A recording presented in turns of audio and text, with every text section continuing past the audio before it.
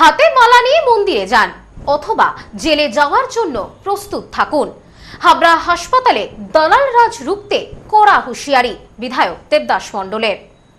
রাজ্যের স্বাস্থ্য ব্যবস্থাকে সম্পূর্ণ দুর্নীতিমুক্ত ও গতিশীল করতে সরকার পরিবর্তনের পর থেকেই বাড়তি নজর দিয়েছে নতুন রাজ্য সরকার।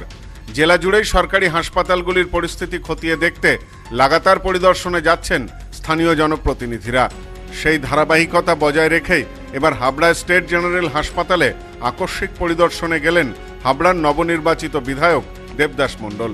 হাসপাতাল চত্বরে দালাল রাজ রুখতে ও রোগীদের পরিষেবা সুনিশ্চিত করতে সেখান থেকে অত্যন্ত কড়া বার্তা দেন তিনি। এদিন হাসপাতাল পরিদর্শনে গিয়ে সরাসরি হুঁশিয়ারি দিয়ে বিধায়ক বলেন, হাসপাতালে দালাল রাজ কোনোভাবেই বরদাস্ত করা হবে না।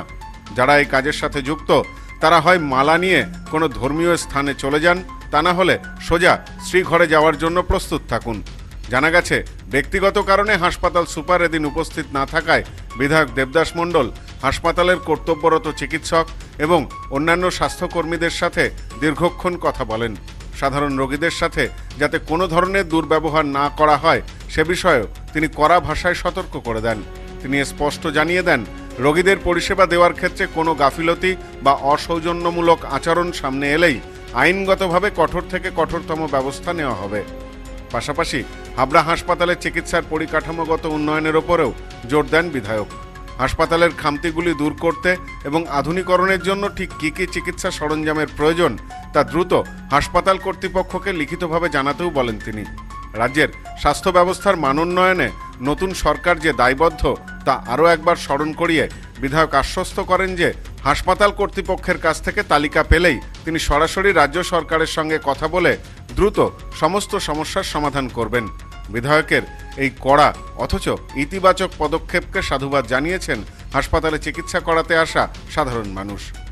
কোনো রাজনীতি হবে না, এখানে মানুষ পরিষেবা নিতে আসে।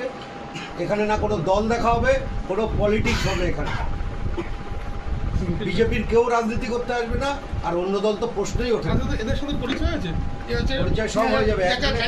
ডাক্তার সুজাতা বন্দ্যোপাধ্যায় আর এরা হচ্ছে এসেন্সিয়াল ডাক্তার। আপনি শক্ত হাতে করুন, যাদের মাথার ভেতরে এখনো পাক খাচ্ছে, এখনো মমতা করে পাক খাচ্ছে, তাদের বলুন হয় তীর্থস্থানে চলে যেতে, নয় কোনো আশ্রমে গিয়ে হরির নাম করুন।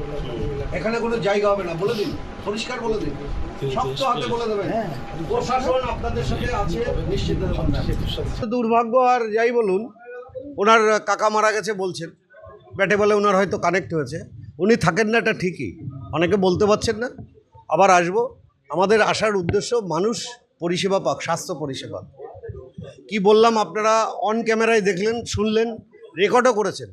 ডাক্তারবাবুদের বললাম আপনারাও সহযোগিতা করুন, আমরা সরকারের পক্ষ থেকে আপনাদেরকে সহযোগিতা করব। Bureau report, news no man's land, Habra. পশ্চিমবঙ্গের উত্তর 24 পরগনা জেলার বনগাঁ এলাকায় সুধীর কর্মকার কলেজ অব এডুকেশন এক স্বনামধন্য এবং অতি উল্লেখযোগ্য শিক্ষণ মহাবিদ্যালয়। বর্তমান এই শিক্ষক মহাবিদ্যালয়ে নতুন শিক্ষাবর্ষে বিএড অ্যাডমিশান চলছে। তাই বিএড অ্যাডমিশান নেওয়ার বিষয়ে যে সমস্ত শিক্ষার্থীরা আগ্রহী তারা অতি সত্বর কলেজের অফিসে এসে যোগাযোগ করবেন। আমাদের কলেজের ঠিকানা গোপালনগর, চরচালকি, বনগাঁ, উত্তর 24 পরগনা। পিন নম্বর 743235।